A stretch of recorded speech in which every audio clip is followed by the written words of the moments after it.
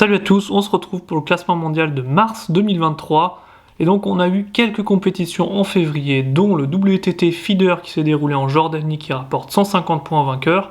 On a ensuite en Jordanie toujours eu un WTT Contender qui rapporte donc 400 points au vainqueur. Ensuite, entre le 14 et 17 février, on a eu un WTT Feeder en Allemagne à Düsseldorf qui rapporte 150 points. On a eu un deuxième WTT Feeder, toujours à Düsseldorf, qui remporte 150 points aussi. Et finalement, entre le 25 et 26 février, on a eu donc une coupe continentale, en Europe, donc le top 16 Europe, qui s'est déroulé en Suisse, qui rapporte 500 points aux vainqueurs européens. Et donc, si on regarde la pyramide des compétitions, on a eu le Feeder, Contender et une coupe continentale.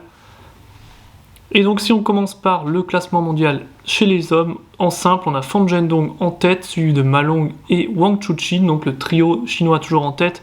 4e Harimoto, 5e Calderano, 6e Truls Mauregard, 7e Liang Jingkun, 8e Lin Yunju, 9e Dimitri Ovtcharov qui gagne 2 places. Il a gagné quelques points au WTT Container en Jordanie en atteignant la finale et aussi dans le top 16 Europe où il a atteint la demi.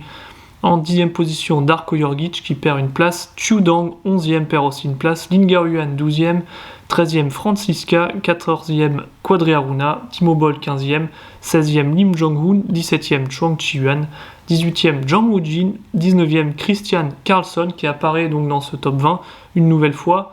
Il a gagné 70 points dans les WTT Contender en Jordanie, ce qui lui permet de grappiller ses petites places. Et Anton Kalber, lui, qui perd une place et donc 20e de ce classement mondial. Si on regarde maintenant nos Français, qu'est-ce qui s'est passé pendant ce mois de février? Est-ce qu'on a eu du bouleversement? Alexis Lebrun, 28e, perd une place, Simon Gauzy, 32e, perd une place, Emmanuel Lebesson, moins 4 places, il sort donc du top 50. Chana Kudzu, 69e, Félix Lebrun, 70e, Alexandre Cassin perd 5 places, 100e, Enzo Angles, moins 7 places, 103e dans ce classement mondial. Jules Roland gagne 3 places, 126e. Hugo Deschamps gagne 10 places. Donc lui, il a grappillé quelques places comme il a atteint la finale dans les WTT Star Contender en Tunisie, donc chez les jeunes. Ça lui a rapporté quelques points. Et Lilian Bardet, lui, arrive donc dans notre top 10 français. Il a gagné 23 points dans les WTT Feeder à Düsseldorf en ayant atteint les 8e. Donc voilà pour notre top 10 français. Si on regarde maintenant le joueur du mois de février, pour moi c'était Lin Shedong, le jeune chinois, 17 ans. C'est vraiment la relève chinoise, ils ont assez de bons joueurs, mais ça en fait encore un de plus. Plus 14 places dans le mois de février. Il est donc 24e au classement mondial maintenant. Il a remporté le WTT Contender en février et il a atteint la finale dans un WTT Feeder. Donc il a notamment fait parler de lui en battant Dimitri Ovtcharov 4-0.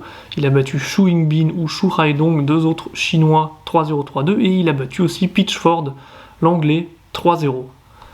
Maintenant, si on regarde le classement chez les femmes, on a Su Ningxia toujours en tête, suivi de Chun Meng, Wang Manu 3e, Wang Yidi 4e. Hito Mima a gagné les WTT Contender en Jordanie, 400 points, ça lui permet de redoubler Hina Hayata. En 7e position, Chen Xingtong, Ishikawa 8e, Du Weikem 9e, Han Ying 10e, Yang Xiaoxin gagne une place 11e, 140 points de gagné dans les WTT Contender en Jordanie en ayant atteint la demi.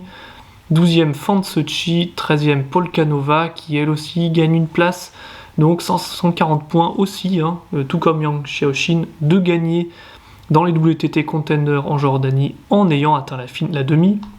14e Adriana Diaz qui perd une place, Mittelam 15e, 16e Zhang Hui, 17e Chiara Miyu, 18e notre française Yuan Jianan, 19e Fu Yu et 20e Chen Tianyi.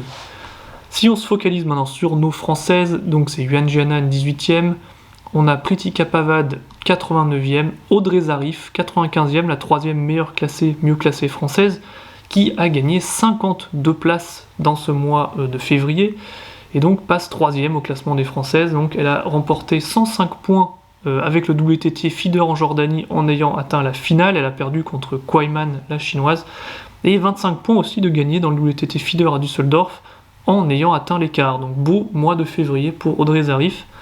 On a Camille Lutz 126e qui gagne 2 places en n'ayant grappillé 19 points avec le WTT Container en Jordanie, en ayant atteint les 16e. Charlotte Lutz, moins 5 points. Pauline Chasselin, moins 4 places, moins 5 places pour Charlotte Lutz, pas point. On a 195e Leili Mostafavi, 202e Océane Guinel qui gagne 81 places dans ce mois-ci. Elle a fait un énorme bond en gagnant 33 points dans le WTT Feeder de Düsseldorf en ayant atteint les quarts. Elle s'est fait éliminer par Annette Kaufmann, on va parler de celle-là juste après. 204e Marie Migaud, et pour finir ce top 10 français, on a Lucie Gauthier, 229e, moins 2 places. Justement, Annette Kaufmann, pour moi, c'est la joueuse du mois de février 2023, 16 ans, et elle a déjà remporté un WTT Feeder, donc vraiment un espoir allemand, 62e au classement mondial. Elle a gagné 29 places pendant ce mois de février. Elle a notamment battu Shui et Wu Yangcheng, deux chinoises.